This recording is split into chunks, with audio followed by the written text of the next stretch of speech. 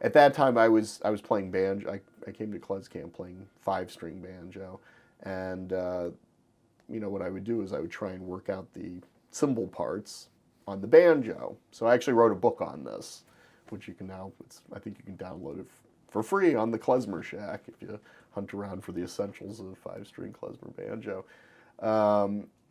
But it was really when I saw Josh, and then I had other experiences. Kalman Balog, a wonderful, amazing virtuoso of cymbalom. Cymbalom's the concert version. Tsimbl is sort of usually used to describe more of the Yiddish folk version of an instrument, which in the late 19th century became a concert instrument, first in Hungary, and then it spread around Eastern Europe. So Kalman Balog is one of the great virtuosos of the cymbalom, the big concert version of this instrument in Budapest. And so Kalman came to Rochester for some concerts in the Hungarian community, which I came to. And I took some lessons from him. And so I was really getting obsessed, and pretty soon I had acquired a cymbalom, a big concert Hungarian cymbalom. And that was great. But there was also, other things to connect with where I was. I was living in Buffalo, and one day we saw in the newspaper this little ad, European dulcimers for sale in the Buffalo News. Now, not the kind of thing you usually see in the Buffalo, little classified section in the Buffalo News. So I called this fellow up, and it turned out it was a gentleman, a Polish gentleman who had grown up actually in Belarus, in a town called Stolce. And he was a maker and a player of the instrument. He had played, grown up playing on the radio, in Polish radio in that region, and kind of near the city of Baranowicz, which is actually a big center for train transportation in Belarus.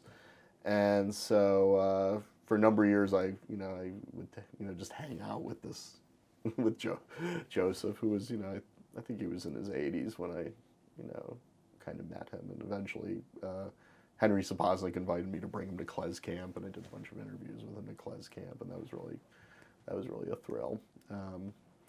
Also, another important person was Sam Chaneis, who's a beautiful cymbalom player.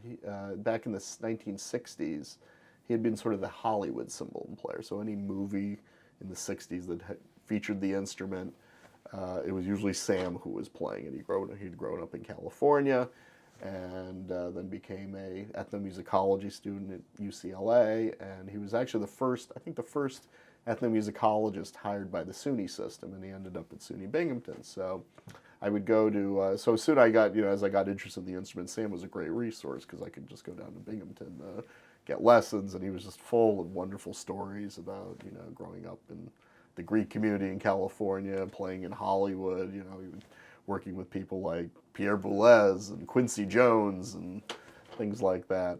It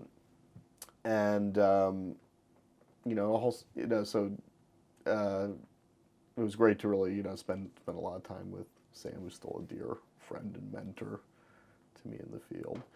And so that's what I was living in. It also helped to, be living in Buffalo, places like Buffalo, and then later Syracuse, which are very cold during the winter.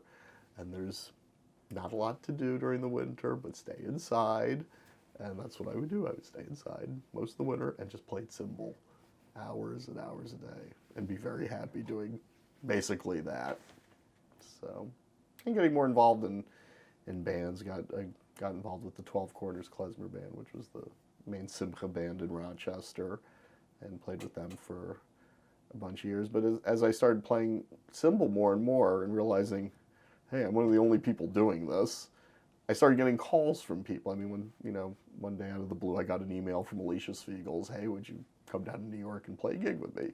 Well, that was Alicia Spiegel's calling me for a gig. It was sort of like, if I was back in my blues guitar days, Eric Clapton calling up and saying, hey, you want to play a gig with me at Giant Stadium? Or something like that. So, but that's the wonderful thing about our community is it's, there are definitely, people we consider the sort of the stars, and and things like that. But you're not so far removed from them. They're your buddies. Especially if you take an interest and are involved with the scene, and for a little while, these become your dear friends. So I started getting more calls like that. Stephen Greenman, wonderful klezmer violist in Cleveland, he had a grant to do a project with the Cleveland Institute of Music and Carnegie Mellon University. So not Carnegie Mellon.